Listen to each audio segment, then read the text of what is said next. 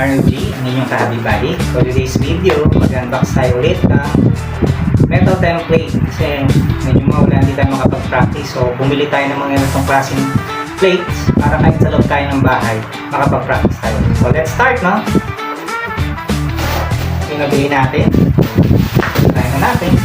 Nabili ko siya sa Shopee. Bugno ko na lang kasi baka magtapusin. Yan. Yung dalawa na talaga ako mga video ko rin, walang kumakas. Lagay ko muna sa ilalim, no? Itong kalat, ayan nyo lang. Unboxing natin, unboxing.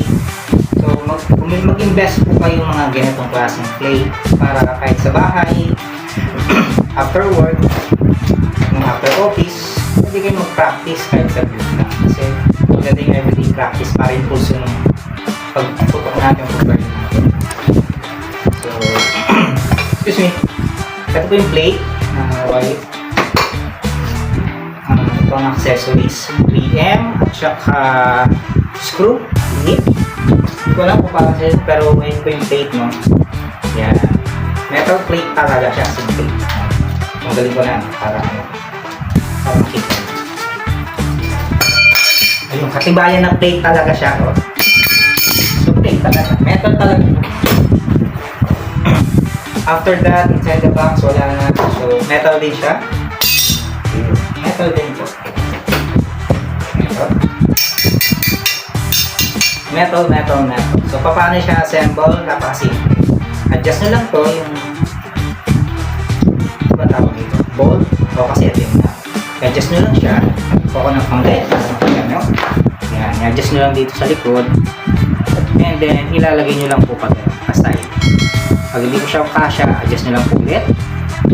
Ayan. Dito po, ito po i-adjust. Kahit kamay lang, pwede na siya. Yan. Medyo pumapasok na. Kaya lang, adjust pa natin gawa ng tornilyo. Yung nut. Adjust natin ha. Wait lang ha. Tanggalin ko muna. Yan. So, maganda siguro, tanggalin na lang natin. Yun. Pasok na siya, no? Tapos, balik natin po. Washer na maliit. Yung washer niya. Ayan. Pasok natin. So, kahit anong pwesto siguro, pwedeng washer. And then, yung nut. Ito yung nut. So, ilalagay natin. Ganyan. Alright.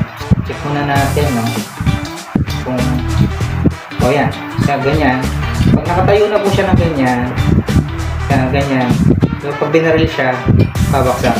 Pag binaril siya, babaksak. Okay. Pag okay na po, i-lock nyo lang to. Lock nyo lang tong nut. May lock yung nut para hindi na siya bumalaw. Yan. Yan siya. So, eto po ngayon yung mga nabili ko na. Target plate, yung tinatawag. So, eto, yan, the rest. Naka-fix to. Eto, the rest hindi. So, may next video magta-try ako. Mag-firing tayo siguro. Alam na bahay ulit. Tapos, try natin kung maganda siya. And, hopefully maganda kasi makapal naman siya. Makapal. Yan, metal talaga.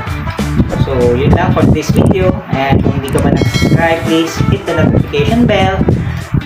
Please like and share. And mag-subscribe para sa more video na katulad nito kung saan kayo makakabili ng legit seller.